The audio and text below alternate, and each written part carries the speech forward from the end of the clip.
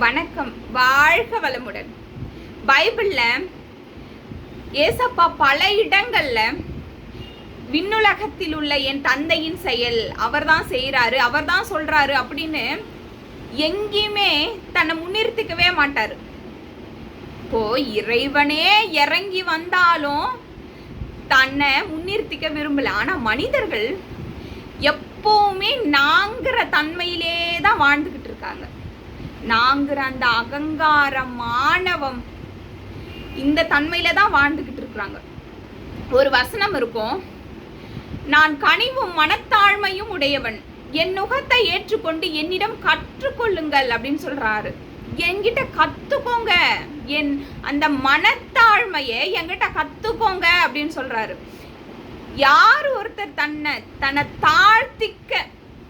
தாழ்த்திக்க நினைக்கிறாங்களோ, தன் மனதை தாழ்த்திக்கணும் அப்படின்னு தாழ்த்திக்கிறாங்களோ அவர்கள் உயர்த்தப்படுவார்கள்.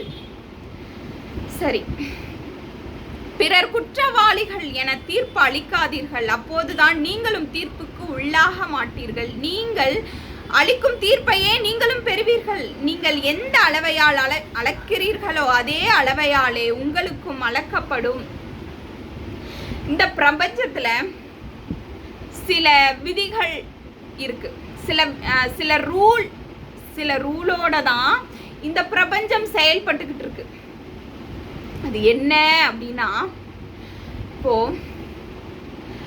இயற்கையை பார்த்தீங்கன்னா, இயற்கை எல்லாமே, இயற்கையில ஒரு செடி கொடி, நதிகள், கடல், மழை, விலங்குகள் எல்லாமே எப்படி செயல்பட்டுக்கிட்டு இருக்குன்னா கொடுக்கிற தன்மையிலே இருக்கும். கொடுக்கும், தங்கிட்ட இருக்கிறது எல்லாத்தையும் கொடுக்கும்.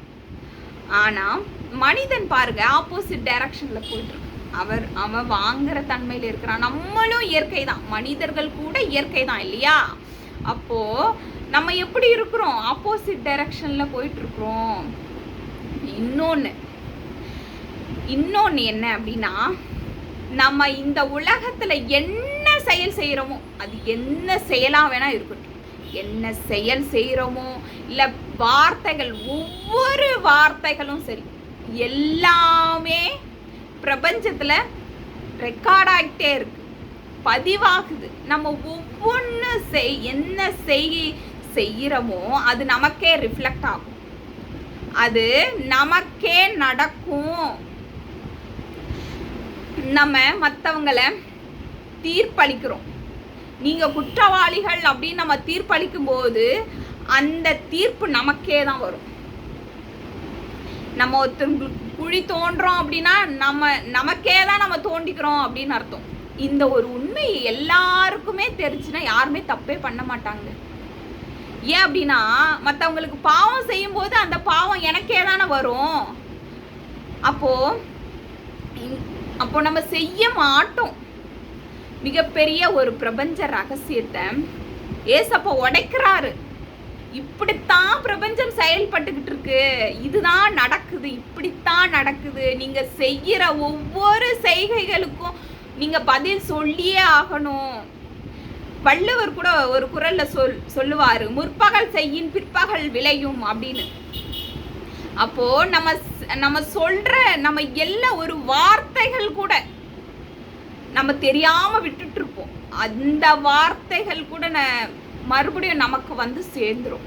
சொல்றாங்க இல்லையா, கத்தி எடுத்தவனுக்கு கத்தியால தான் சாவு அப்படின்னு கூட சில வரிகள் சொல்லுவாங்க, சில பேர் சொல்லுவாங்க. அப்போ நம்ம என்ன செய்யறோம், நம்ம அதற்கான பலனை நம்ம அனுபவிச்சே ஆகணும். அந்த ஒரு விஷயம் நம்மளை வந்து சேர்ந்துரும். நம்ம எந்த அளவில் அளக்குறோமோ அதே அளவை தான் நமக்கும். சொல்ல வர்றது என்னன்னு உங்களுக்கு புரியும். அப்போ நம்ம என்ன செய்யறோமோ, நம்ம வார்த்தைகளாகட்டும், நம்ம எண்ணங்கள் கூட, நம்ம எண்ணங்களால கூட இன்னொருத்தருக்கு பாவம் செய்யும் போது அதே பாவம் தான் நமக்கும் வரும். அப்போ பிரபஞ்சம் இப்படித்தான் இயங்கிட்டு இருக்கு பாருங்க. இப்போ எவ்வளவோ நடக்குது, நம்ம இயற்கை பேரிடர்கள், பேரழிவுகள் நடக்குது. தொடர்ந்து நடந்துக்கிட்டே இருக்கு. வெள்ளம் வருது, கொரோனா வந்துச்சு, போர் நடந்துச்சு, எவ்வளோவாங்க நிலச்சரிவு நடக்குது, தொடர்ந்து நடக்குது. என்ன காரணம்? நம்ம இயற்கையை திட்டுறோம், கடவுளை திட்டுறோம். மனிதர்களுடைய அந்த பாவங்கள் அதிகமாயிடுச்சு. அந்த நெகட்டிவிட்டியை ஸ்ப்ரெட் பண்றாங்க. இப்ப ஒரு மரம் பார்த்தீங்கன்னா தங்கிட்ட இருக்கிறது எல்லாமே கொடுக்குதுங்க. ஒரு இலை, பூ, காய், கனி, பட்டை, அது காஞ்சி போச்சுன்னா கூட அது விறகா பயன்படுது. ஆனா மனிதர்கள் என்ன பண்றாங்க, 10 பேர் அழிச்சு கூட நான் முன்னேறணும்னு நினைக்கிறாங்க. அப்போ இயற்கை எப்படி இருக்கு, நாம எப்படி இருக்கோம்? நம்மளும் இயற்கை தான். இப்போ மற்றதெல்லாம் எப்படி இயங்கிட்டு இருக்கு, நம்ம ஆப்போசிட்டா இயங்கிட்டு இருக்கிறோம். இப்போ தாங்கலை, இயற்கையே சீற்றம் ஆகுது. இயற்கை பேரழிவு இதனால தான் நடந்துக்கிட்டு இருக்கு. இப்போ ஒவ்வொருத்தரும் நம்ம பாசிட்டிவிட்டியை ஸ்ப்ரெட் பண்ணணும். நம்ம மற்றவங்களுக்கு நல்லது செய்யணும். நம்ம அப்படி நம்ம எண்ணங்கள் கரெக்டாக இருந்தாதான் இப்போ இயற்கை உலகம் சரியா இயங்கும். மிகப்பெரிய விஷயங்க இது. பிரபஞ்ச ரகசியத்தை நமக்கு சொல்றாரு ஏசப்பா. அடுத்து, உங்கள் கண்ணில் இருக்கும் மரக்கட்டையை பார்க்காமல் உங்கள் சகோதரர் அல்லது சகோதரியின் கண்ணில் இருக்கும் துரும்பை நீங்கள் கூர்ந்து கவனிப்பதேன். எப்பவுமே நம்ம மக்களுக்கு மற்றவங்களை குறை பேசுறது, குற்றம் சொல்றது நல்லா பழகிடுச்சு. அதுதான் நல்லா இருக்கு அவங்களுக்கு. டிசைனா சொல்லுவாங்க. மற்றவங்களை குறை, அந்த பொண்ணு சரியில்லை, இந்த பையன் சரியில்லை, இவங்க சரியில்லை, அவங்க சரியில்லை, இவ்வளோ நெகட்டிவிட்டி என்னென்னமோ பேசுவாங்க. என் பத்திரிக்கையில் என் பேரே போடல, என்னை கூப்பிடவே இல்லை, பந்தில் எனக்கு லட்டே வைக்கல, எப்படியெல்லாம் என்னெல்லாம் பேச முடியுமோ. அந்த நம்ம மனிதர்கள் பாருங்களேன், சில மனிதர்கள் கிட்ட எப்பவுமே பாசிட்டிவ் இருக்கு, நெகட்டிவ் ரெண்டு சைடுமே இருக்கு. ஆனா நம்ம மனிதர்கள் எப்பவுமே அந்த நெகட்டிவ் சைடு மட்டும்தான் பாக்குறாங்க, அது மட்டும்தான் அவங்க கண்ணுக்கு தெரியுது. அப்போ அந்த பாசிட்டிவிட்டிங்கிறதே கிடையாது. இந்த சோஷியல் மீடியாவில் பார்த்தீங்கன்னா நெகட்டிவே தாங்க. அப்படி அதை நம்ம பார்க்கவே முடியாது, அதை ஓப்பன் பண்ணவே முடியல சோஷியல் மீடியாவை. ஏன்னா அவ்வளோ நெகட்டிவிட்டி வருது. அப்படியே குற்றங்கள், குறைகள், அதையே தான் எடுத்து பேசுறாங்க. ஆனா வியூஸும் அதுக்கு தானே போகுது, அதையே தான் பார்க்குறாங்க மக்களும். அப்போ மனிதர்களுக்கு அது பழகி போச்சு. அந்த குற்றம் பேசி, குறை பேசி, இப்படியே அவங்க பேசி பேசி பேசி அதுக்கு பழகிடுச்சு. இறைவனுக்கு பிடிக்காத ஒரு விஷயம், குற்றம் குறை பேசுகிற இடத்துல அவர் இருக்கவே மாட்டார். ஏன்னா அந்த பேசி அந்த மாதிரி நெகட்டிவான விஷயங்கள் பேசி பேசி பேசி அந்த இடத்துல ஒரு எப்பவுமே ஒரு நெகட்டிவிட்டி தான் இருக்கு, அங்கே ஒரு பாசிட்டிவே கிடையாது. அப்போ அந்த இடத்துல இருக்கவே மாட்டார் கடவுள். அவருக்கு பிடிக்காத ஒரு விஷயம் இந்த குறை பேசுறது தான். இப்போதான் சொல்றாரு, உங்க கண்ணுல மரக்கட்டையை வச்சுக்கின்னு அடுத்தவங்க கண்ணை பார்க்குறீங்களே என்ன அப்படின்னு ஏசப்பா சொல்றாரு. அடுத்து, கேளுங்கள் உங்களுக்கு கொடுக்கப்படும், தேடுங்கள் நீங்கள் கண்டடைவீர்கள், தட்டுங்கள் உங்களுக்கு திறக்கப்படும். ஏனெனில் கேட்போர் எல்லோரும் பெற்றுக்கொள்கின்றனர், தேடுவோர் கண்டடைகின்றனர், தட்டுவோருக்கு திறக்கப்படும். மிக ஃபேமஸான வசனம் இல்லையா, எல்லாருக்குமே தெரியும். இது கேட்கும் போதே அவ்வளோ பாசிட்டிவாக இருக்கும், அப்படியே நடந்துட்ட மாதிரி அவ்வளோ சந்தோஷமாக இருக்கும், அவ்வளோ நல்லா இருக்கும், கேட்குறதுக்கே நல்லா இருக்கும். சொல்லுவாங்க, அழற பிள்ளைக்கு தான் பால் அப்படின்னு சொல்லுவாங்க. ஏன்னா பேச தெரியாத குழந்தை அழுதாதான் குழந்தைக்கு பசிக்குதுன்னே தெரியும். அப்போ நம்ம சொல்லணும், நமக்கு என்ன வேணும், நமக்கு என்ன தேவை, அதை சொல்லணும். இப்போ கடவுளுக்கு நம்ம சொன்னாதான் தெரியுமா அப்படின்னா, நம்ம எந்த அளவுக்கு உறுதியாக இருக்கிறோம். அப்போ நம்ம சொல்லிக்கிட்டே இருக்கும்போது தான் தெரியும் நம்ம ஒரு விஷயத்த எந்த அளவுக்கு உறுதியாக கேட்குறோம். இதுதான் வேணும் அப்படின்னு கேட்குறோம் இல்லையா. கடவுள் மிகப்பெரிய கருணை, நீங்கள் கேளுங்க, கேட்டா உங்களுக்கு கொடுப்பாங்க அப்படின்னு சொல்றாங்க. இதுல மிகப்பெரிய ஒரு ட்விஸ்ட் இருக்கு. என்னன்னா, நம்ம கேட்போம், கொடுப்பார் தான் கடவுள். மிகப்பெரிய கருணை, கண்டிப்பா கொடுத்துருவாரு. நம்ம கேட்குறோம், கொடுத்துருவாரு. ஆனா நமக்கு என்ன வேணும் அப்படின்னு நமக்கு தெரியாது. நமக்கு என்ன வேணும்னே நமக்கு தெரியாது. நம்ம கடவுள்கிட்ட கேட்குறோம், பல விஷயங்கள் கேட்குறோம். ஆனா நமக்கு அது சரியா இருக்குமா? ஏன்னா கடவுள் நம்மளை வச்சு நமக்கு சில விஷயங்கள் கொடுக்கலாம் அப்படின்னு அவர் வச்சிருப்பாரு. நம்மளை வச்சு சில பிளான்ஸ் அவருக்கு இருக்கும். இப்போ நம்ம கேட்குறோம், சில விஷயங்கள் நமக்கு பொருந்தாத விஷயங்கள்லாம் கேட்டுறோம். இப்போ எக்ஸாம்பிள் சொல்கிறேன் பாருங்களேன். இந்த பொண்ணு தான் வேணும் அப்படின்னு வேண்டி வேண்டி கல்யாணம் பண்ணிக்குவாங்க. அந்த பொண்ணு பாடாப்படுத்தும். ஐயோ இதையா நான் கேட்டேன் அப்படின்னு அப்படியே அந்த வாழ்க்கையே வெறுத்துருவாங்க. சில பேர்லாம் குழந்தையே ரொம்ப நாளா இல்லாம வேண்டி வேண்டி பெத்துக்குவாங்க. அது வளர்ந்து பெத்தவங்களுக்கே சோறு போடாது. இதையாப்பா நான் கேட்டேன் அப்படின்னு நொந்துக்குவாங்க. இந்த மாதிரி எவ்வளோ விஷயம். இந்த மாதிரி ஒரு பிஸ்னஸ் பண்ணுறோம், அது கேட்பாங்க. அப்புறம் பார்த்தா அது லாஸ் ஆகிடும். ஏன்னா நமக்கு என்ன வேணும்னு நமக்கு தெரியாது. நமக்கு தகுதி இல்லாத ஒரு விஷயம், நமக்கு தேவையில்லாத ஒரு விஷயத்தெல்லாம் நம்ம கேட்போம். அப்போ அது அவர் கருணை, மிகப்பெரிய கருணை கொடுக்குறாரு. நம்ம கேட்குறோங்கிறதுக்காக கொடுக்குறாரு. ஆனால் அது நமக்கு சரியா இருக்குமா அப்படின்னு நமக்கு தெரியாது. அதனால இறைவனுக்கு என்ன ஏற்புடையதாக இருக்குது, அவருக்கு என்ன விருப்பம், பா ஏசப்பா எனக்கு ஒன்றுமே தெரியாது, உங்களுடைய விருப்பம் என்ன, நீங்கள் எனக்கு என்ன கொடுக்கணும்னு நினைக்கிறீங்களோ கொடுங்க அப்படின்னு அந்த நம்ம இறைவன்கிட்டே அதை ஒப்படைச்சிட்டோம் அப்படின்னா நமக்கு எல்லாமே கொடுப்பாரு. ஆனால் நம்ம கேட்கலாம், தவறு இல்லை. இப்போது எனக்கு சில லட்சியங்கள் இருக்குது, வாழ்க்கையில் லட்சியங்கள் நமக்கு எவ்வளவோ இருக்கும். நிச்சயமாக கேட்கலாம். நமக்கு தேவைகளை கேட்கலாம். நமக்கு தேவைகள் எவ்வளவோ இருக்கு இல்லையா, அதெல்லாம் கேட்கலாம். பாருங்க, அது நம்ம எப்படி கேட்குறோம், நம்ம மனதை நம்ம கவனிக்கணும். நம்ம எந்த மாதிரியான ஒரு எண்ணத்தில் கேட்குறோம், இதை கடவுள்கிட்ட எந்த மாதிரியான ஒரு எண்ணத்தில் கேட்குறோம். இப்போது நான் டாக்டர் ஆகணும், எனக்கு அதான் ஆசை அப்படின்னா நம்ம கேட்குறது எப்படி இருக்கணும் தெரியுங்களா? நான் டாக்டர் ஆகணும் இறைவா, நான் அப்படி டாக்டர் ஆகி பல ஏழைகளுக்கு முடியாத, பணம் கட்ட முடியாத பல ஏழைகளுக்கு நான் ஃப்ரீயாகவே சர்வீஸ் பண்ணணும். அப்போது அதுக்காக நான் டாக்டர் ஆகணும், நானும் என் வாழ்க்கையில் உயரணும் அப்படின்னு கேட்கும்போது கடவுள் அள்ளி கொடுப்பாரு, சந்தோஷமாக கொடுப்பாரு. அப்போது நம்ம கேட்குறது எப்படி இருக்கணும், பொது நலத்தோடு கேட்கணும், கொடுக்குற தன்மையில் கேட்கணும். அப்புறம் இன்னொன்று, நான் பணக்காரனாக ஆகணும் அப்படின்னு நம்ம வேண்டிக்கிறோம்.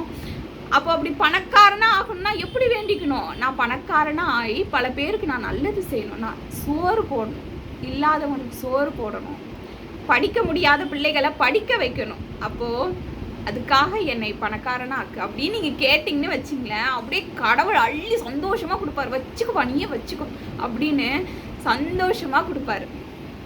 சரி, சில விஷயங்கள் நமக்கு தேவைகள் இருக்கும், வேணும் அப்படின்னு இருக்கும்.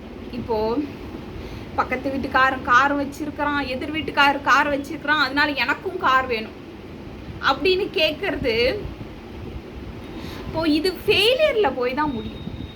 நம்ம கேட்குற விஷயம் என்னவா இருக்கு, எப்படி கேட்கும். எனக்கு வீடே இல்லை, அதனால இறைவா எனக்கு வீடு வேணும்னா சந்தோஷமாக கொடுப்பாரு கடவுள். எல்லாத்தையும் கொடுக்க அவர் ரெடியாக தான் இருக்கிறார். நீ என்ன மாதிரி எண்ணத்தில் கேட்குற, உண்மையாகவே உனக்கு வேணுமா, உண்மையாகவே அது வேணுமா, இல்லை ஏதோ பெருமைக்காகவும் சுயநலத்துக்காகவும் பொறாமைக்காகவும் நீ கேட்குறியா? இப்போ நீ அந்த மாதிரிலாம் ஏதோ என்னுடைய ஆசைக்காக அதுக்காகலாம் கேட்கும்போது, ஒரு பொறாமையால் கேட்கும்போது அது போய் ஃபெயிலியரில் தான் முடியுது. அப்போது நம்ம எண்ணங்களை நம்ம கவனிக்கணும். நம்ம என்ன மாதிரியான எண்ணத்தில் நம்ம கேட்குறோம் இறைவன்கிட்ட, இது வேணும் அப்படின்னு நம்ம எந்த மாதிரியான எண்ணத்தில் கேட்குறோம். இப்போது நான் சொல்கிறது இதே, எப்பவுமே இதே தாங்க சொல்வேன். கடவுளே கேட்டுருங்க, இறைவா நீ தான் வேணும், உன்னுடைய பாதையில நான் வரணும், எனக்கு அந்த ஞான பாதையை கொடுங்க அப்படின்னு கேட்டுட்டீங்க அப்படின்னா மற்றதெல்லாம் கிடச்சிரும். நம்ம வேற எதுவுமே கேட்கல. நமக்கு என்ன கொடுத்தா சரியா இருக்கும்னு இறைவனுக்கு தெரியும்.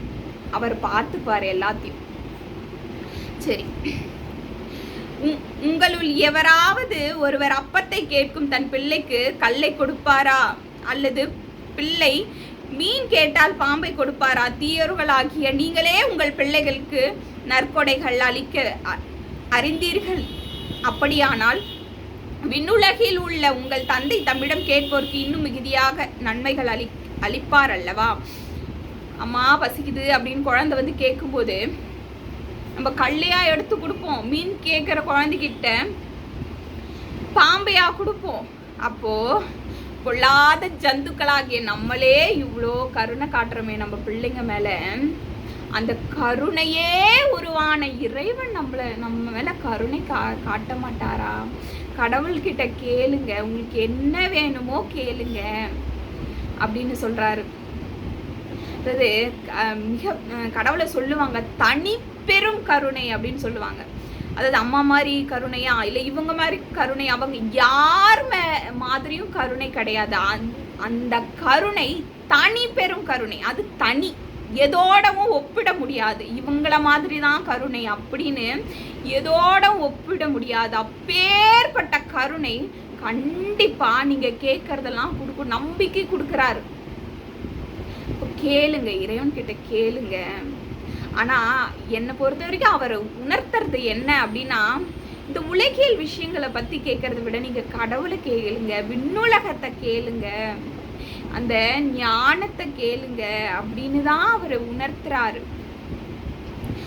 ஆகையால் பிறர் உங்களுக்கு செய்ய வேண்டும் என விரும்பவற்றை எல்லாம் நீங்களும் அவர்களுக்கு செய்யுங்கள்.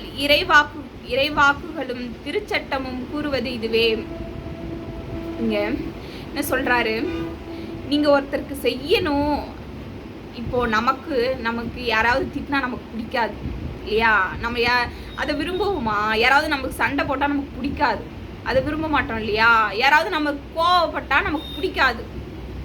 அதை நமக்கு பிடிக்காத சில விஷயங்கள் மற்றவங்க செஞ்சா நமக்கு பிடிக்க மாட்டேங்குது. அதுவே நம்ம இன்னொருத்தருக்கு செய்கிறோமே, இது எப்படி?